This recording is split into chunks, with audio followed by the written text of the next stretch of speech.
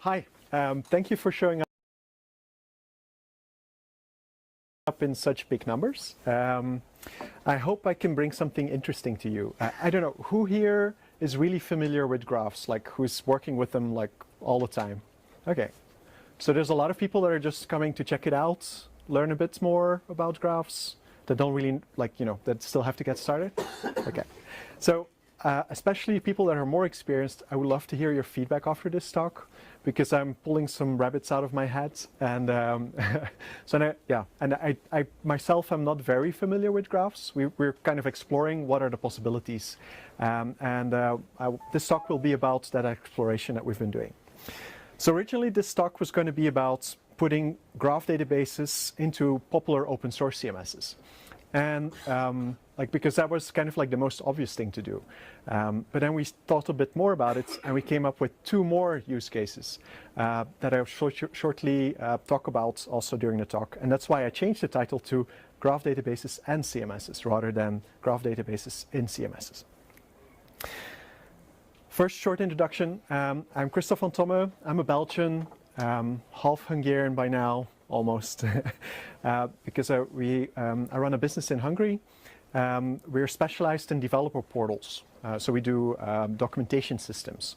I roam several open source communities, including Drupal, the developer evangelist, Dita is not open source but open standards, and the Write the Docs communities. If you're interested and excited about documentation, you need to go and check out Write the Docs. It's an awesome community, but it's another thing. And those are our partners. So we specialize in developer portals for APIs. Now, what does that have to do with graphs, and why are we interested in graphs? We're really excited about personalized help. To keep it very short, currently documentation works like a manual. It's like a book. We've taken the concept of a book and we've put it online. And you can go and find individual pages, but it's still following this book structure. And I think it's time to change that. You see already like a move towards information as flows rather than books. And I think that's also going to happen with documentation. What I imagine that in the future, documentation will be in the context of one person, so that you get personalized help based on what you've been doing in the system and how you've been interacting and what information you already know, and the system knows that you already know. So that's how we got interested in Neo4j and graph databases, because to do that kind of like one-to-one personalization is rather hard in standard databases, and that's why we got excited about graph databases. Like, I don't know if you, like, this is the evil empire, right? The personalized marketing. We believe that there's a more benign version of that, where you do personalized documentation, where you kind of like get a personal assistant that tells you like, oh, looks like you haven't used this feature yet, and this looks like something you might actually want to use. So maybe you want to read this little blurb of documentation here. So, and then the idea is that you would be able to recognize when people get frustrated based on their behavior, and then serve them the right content at the right time. So, and that's with that initial idea, like I had been meeting Michael at a few events, I think at CLS in US the first time, and then we had been talking. A few years ago, one of our colleagues had gotten excited about graph databases, and he actually built a module for Drupal. That's the CMS we work in. And but I didn't get it. So he built this module. It's, you know, he's a really good developer, so it was good code, but it didn't get any legs because nobody was really using it, because they didn't really understand what you could use it for. So then once we got this personalization use case, I started thinking more about it, talking with Michael, and in the end we decided to build a new module together with Tamás. And the idea there was to just capture information from the CMS and start storing it in a graph database, so that we can then do queries on it and start serving content later. And the initial idea was like, so, you know, what can you use this for?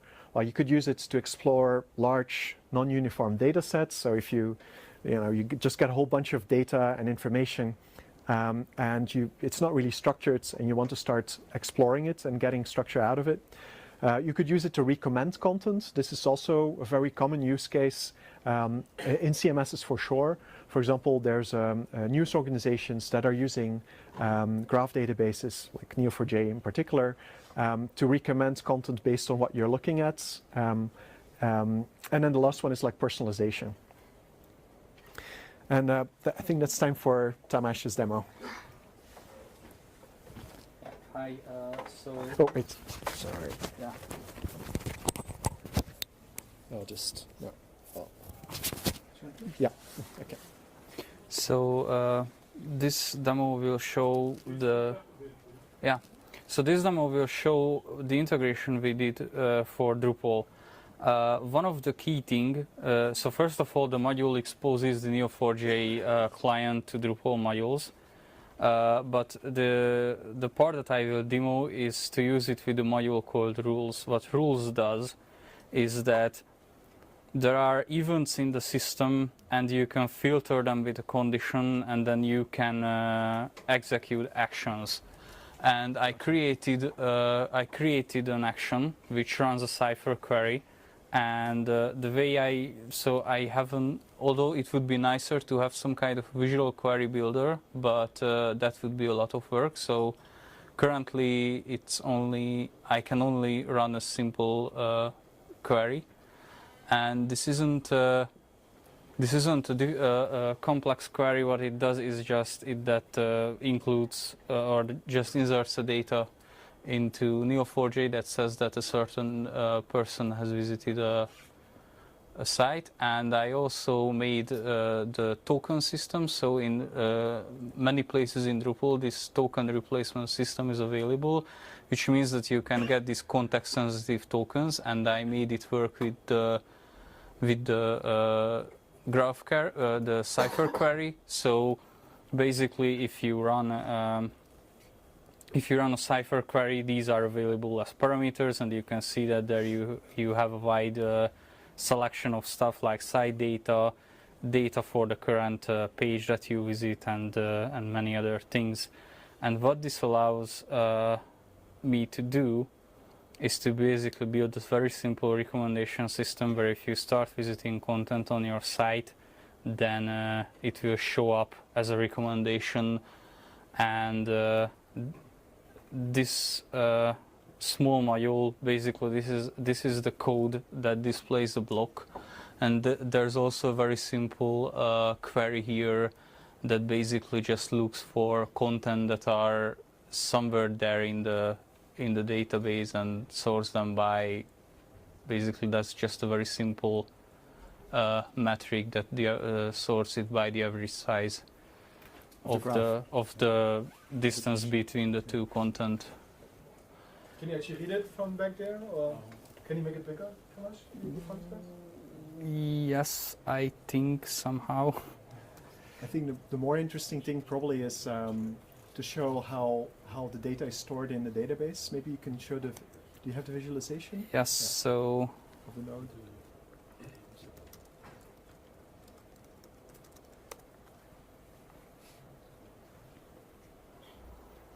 So this is basically the graph.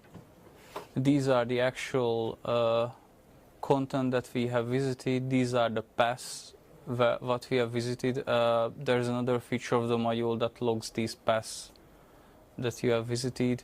These reds are the actual visits, and then this blue one is the user.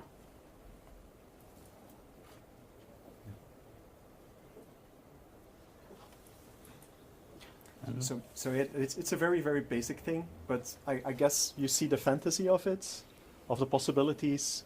So you can just squirrel away data using all this, all the tokens that are available in Drupal, or well, we're Drupal shop, so Drupal is our thing.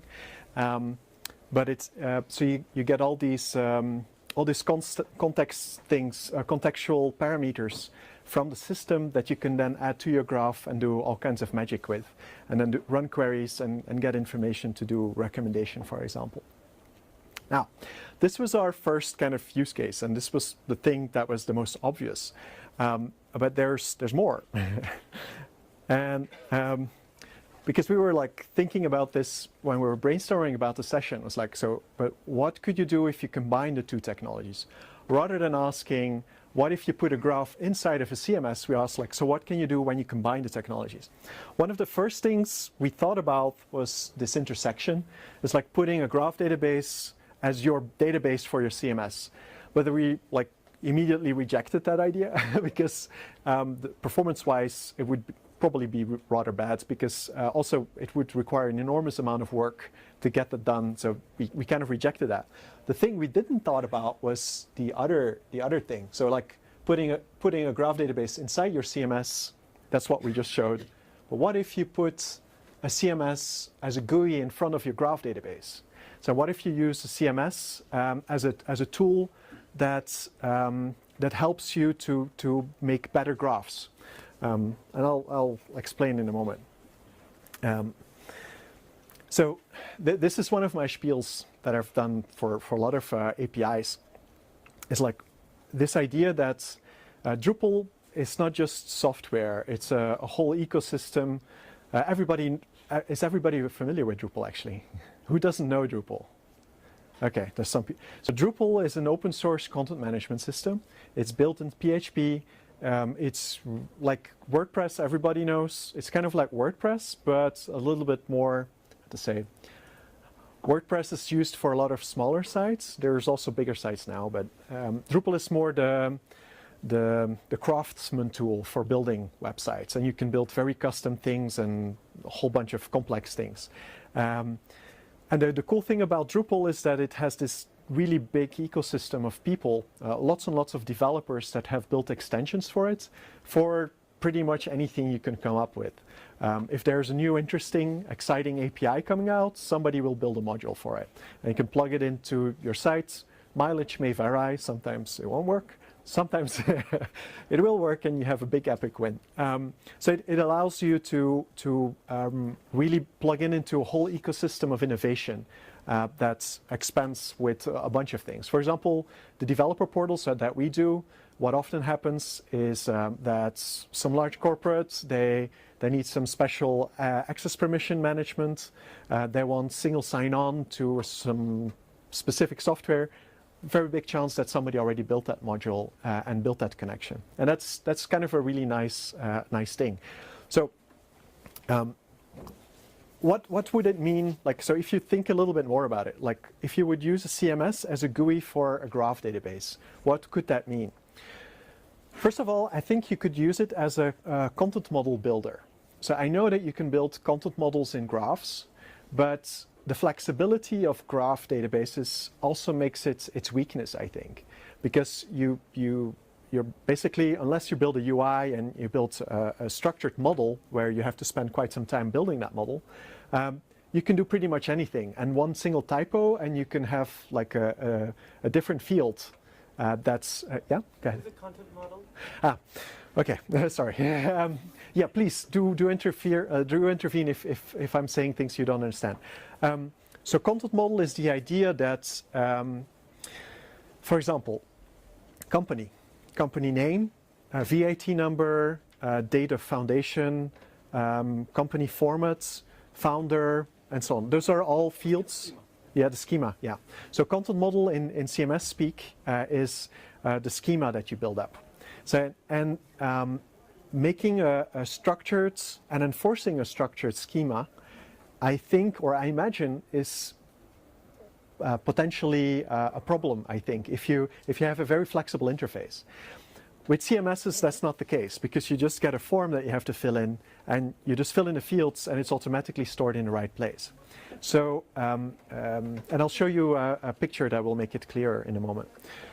The other thing is reports, views and reports builder. I know that you can get the data out of your database, but then how do you sort it? How do you format it? How do you theme it? Like what design elements do you put to it? How do you share it? There's a bunch of complexities that you get for visualizing information that has been solved over and over and over again for CMSs, and that there's a very mature tool set that could be used from the CMS space. Publishing. Do you want to prevent access for specific types of users and for other people not? Like, do you want to limit the access to some online resource where you have your reporting? There's integrations with other third-party services like importing and exporting content. There's this whole space of functionality that's already available in the CMS space that could be plugged into the graph system. So for example, for content model, Drupal Core has this fields system where you can just like add a field, and then you just select the type of fields. I know that's not readable, but like you get text and time and whatever, date and a bunch of other things that you can just use this graphical interface for building your content model. Now, I know if you're a developer, you don't need this, but if you're not a developer and you have to interact with a graph database, this potentially, I think, could be very, very valuable. For example, this showcase that's been used over and over again about the Panama Papers, I think that's giving journalists or other people that might not be developers the power to model their information and to enrich the information and start structuring it using these graphical tools that we've already built in the CMS world might be an interesting win. For data exploration, so enriching the data about entities, ensuring completeness, that all the fields are there. That's also something that's is trivial in CMSs. You have to program it in your interface if you want to do that with a graph database, as far as I understand, because things like sending a form to somebody to fill in data that might be missing, or and I think that's what you could do is store some of your information both in your graph database and in your CMS, so that you use your relational database for retrieving like the complete set, and you use the graph database for figuring out what are the links between the different entities. So and this is also another thing, like when you have a system like that, you can evolve your content model just from the interface. So if you want to rename a field, that is possible. And that's, I think, much harder in a graph database. Okay. So for example, for reporting, what you could do, this is, again, very blurry screenshot of the views module in Drupal. Views is like a graphical interface for building SQL queries in Drupal. And then for massaging it so that it looks the way that you want it to look. So you want it in a table? Do you want it just in a list? Do you want your results in a grid?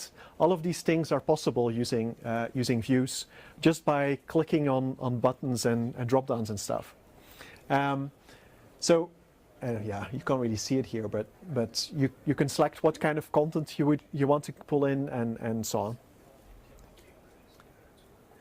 on. So what we imagine is that you could run a Cypher query and pull in the results, get the content IDs using the Cypher query, and then using the CMS to pull all the relational content from your SQL database, get all that information in, then sort it and format, sort it, format it, theme it using the Drupal theming system so that it looks nice. Potentially even export it. There's a bunch of plugins for different export formats, restrict access and rich data. So that's yeah. So things that you can do is like filtering, sorting, adding headers, footers, like all of the stuff that's necessary in a CMS. And then there's like third-party integrations. Drupal has, like when I took the screenshot, and that's a little while ago, had 2,000, almost 600 modules that are third-party integrations, like with things like Neo4J or other popular systems. So there's like for example, Salesforce. Alone for Salesforce is 56 modules. Now, some of them will be better quality than others, but at least some of them are going to be really good. So you can like pull information even from like Salesforce and other systems. So that's basically the idea that I wanted to share and maybe get some feedback on. Yeah. You use transactions. I mean, if you have the structuring the graph database and the content relational database, different sort. You have the danger of changing the structure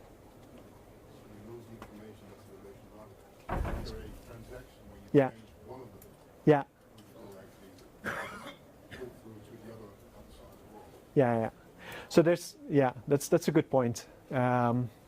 Like, what do you see some? Do you think that it would be useful to? Yeah. Okay. Okay. So that's a good point, that you would need to do some sort of syncing. Yeah. Other. So the answer is you have. Sorry. Well, right now, what it does, like the module that we've built, is very, very basic. Like, right, we spent very little time on it so far. What it does right now is you have something happening in Drupal, you can set it so that it will be squirreled away. So like the part that we've implemented was the thing before the demo. Everything after it was like, what do you think is this something that you want to see built? Is this something maybe somebody else wants to build and that we can collaborate on? More kind of like getting ideas out there and then seeing how we can reach out across communities to collaborate on things. Yeah? There was another. Yeah? You are using your graph and you extract the data to Drupal. But how do you feed the graph?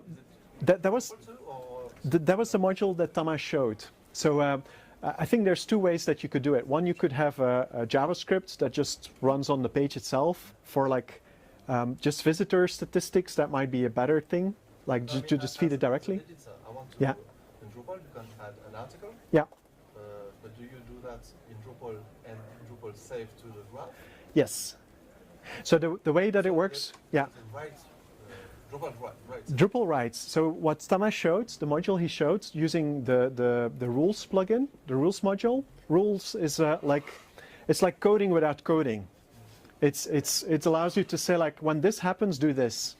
So what he made was when whatever you set happens, like somebody visits a node or somebody creates a node or I don't know, like somebody promotes a node, like from unpublished to published, then do this thing. And then the thing that you do, you can set whatever you want using the tokens that he showed. So what all these things, all this contextual information that's available to Drupal, you can use to build a Cypher query to save it into your database. So you're free. It's a very flexible system. So you are not saving to the Drupal database, but it's redirects basically. No, we do. Drupal is Drupal. Drupal does its own thing. We have all our data there, but then we also save into the graph database. So it's a copy. You double the copy into the database. It's not an exact copy because we're not duplicating. It's a system that you allow that can be configured to also store whatever else you want to store. For instance, events from. Yeah, like for example events, but it could be even data, even information if you want to. Like somebody changes the data on a certain field, and you want that to be saved in your graph database, you can do that. Okay. Okay, I'll first go there. Yeah. You want to empower users that are not used to work with graph databases or with the query languages, something like that. And focus on that. Why Drupal? And not other CMS? Drupal is our thing. That's like we're Drupal people. I know it's hard to understand, but we can't help it. It's yeah. Yes. So has it occurred to you to store structural information in the graph database, the relationships between data, but store no data in the graph database and only store references to data in the normal database? So I think that could be done. So I think that like you could. That would solve the synchronization problem. That's a good idea. Yeah. Reduce the synchronization problem. So I think that's. So the question was, have you thought about only storing relations between entities in your graph database and keeping all the fields and the non-relational information in the Drupal database? And I think that could be one way of doing it. Probably would already be possible even now, just based on the interactions between things. So yeah. The problem is you need Time's up. all the information. No, Okay. you need all the information to write a query in your graph database. So, for instance, if you filter on fields, if you want to project fields, if you want to collect information, then of course this information also has to be in the graph. Otherwise, if you have only the structure, then you can, of course follow the structure, but you have no means to kind of, filter out stuff and so on. So you have to have at least information that you need. You're right, so long as the query system isn't aware of that pointer following. Like, if the query system was aware of that system, then it could follow those references, and then you can follow references, but then the query would be slow. No, but either you would have to go back to the relation database to ask for information, but which would not perform at all. But you have to have at least as much information in the graph to write sensible queries, right? Yeah. And I think it's really a continuum, right? So I actually don't agree with Kristof that running a CMS on a graph database is slow, because we have a lot of people who actually do it, and it's really fast. But it's a continuum, right? So you need also other systems that access the relation database. So you can do everything from the one extreme that you said only have relationships in the graph to the other extreme where you have the complete CMS running in the graph, right? Yeah. And then it depends on what you want to do, how far you will go, right? And then but all of them are possibilities, right? And I really like it because it makes graph databases and their content more accessible to users, and that's something that we all want to achieve, right? And no matter which CMS, I mean, Drupal is an example, but I think it works with a lot of other CMS systems as well. But this would be a really good, also really like a product almost, like a graph database front-end product that you can then build with that and then customize it for you. So to answer a little bit more, like on your question, so we are Drupal geeks, but one of my key messages has been in the Drupal community is that Drupal is a graphical interface. It's like it's incredible. It empowers people that are not programmers. I'm a bioengineer. Like I did some programming, but very, very little. I've never really learned ever to code, like really code. I'm a site builder. I click things. And even though that I'm a clicker, I was able to build very complex products and projects. And on a higher level, I can talk with people and understand what they want and then build it for them using graphical interfaces. So I think there's a whole lot of people like that out there that are just not coders, and then expecting them to become a coder so that they can use your product. Yeah, but I don't think that's the best thing to do. I think that's one of the key things that Drupal has been very good at, like attracting people that might not be coders yet, like get them excited and hooked on this whole power that they get from this graphical interface, and then they will start playing around with the code in the background if necessary. And I think that's one of the key things that Drupal is very powerful at. Yeah. Okay. Yeah. We have more time. We have one more. Time. Okay. I have one thing that I want to mention is we have one other partner who builds really cool stuff for users, which is not like full-blown applications, but what they do, they use Neo4J, and it's similar to what Kristof described, to build micro apps. So you must imagine it's like a mobile app for the business. So you're working on a certain part of the business, and actually you're not interested in all these other things that the other departments do around you. But usually if you get a business app, it has everything, right? But they build like micro apps where you have like one app that only shows you your fields, your content, your tasks, and your stuff. And that's something I could imagine could be easily done with Drupal, that you have like per department or per use case, you have one micro site kind of that only focuses on this one use case and it's not distracting and works on mobile and all this stuff. And then you kind of really empower the users to get their stuff done. And I think that's a very powerful. I personally, I was talking about last week with one of our colleagues who's working on marketing to use Neo4j for building like personas of the people that are on our mailing list, and to like enrich that data using the Drupal system. So we could do it something like that. So other questions? Yeah. Yeah. So you're fetching lots of this metadata about these hits and writing into the graph database. I assume quite quickly you get lots and lots and lots of data in there. Have you guys, do you have this in production? Have you looked at performance? No. Have you benchmarked it to see how it's going to react? Currently, Currently, this is just proof of concept. So we've done the proof of concept together, and we want to see, we know that people are using Neo4j in production with Drupal for this kind of applications. We already know for sure that tracking sessions, like page visits on a highly visited website with millions of hits per, you're going to get in trouble using the PHP system. Just that, because we're using caching so that you wouldn't hit PHP. So there's definitely issues there. But there you could do like a mix with some JavaScript in the front end that then does the writes about visits. But I think it's more the other things, like when you're changing the content. Those are things that normally you wouldn't get that way. And then there's a lot of contextual stuff inside of the CMS that you would be able to grab this way. Yeah, and in general, we have actually customers and users that use Neo4j for large sites. For instance, Financial Times in the UK uses Neo4j for content recommendation on their website. So and they have like millions of users. Yeah. And it works for them. So it's in principle. Yeah. Yeah. So it's not a problem. It's rather a problem in kind of deciding what do I want to store and how do I want to retrieve it and things like that. But that's always use case specific. Yeah.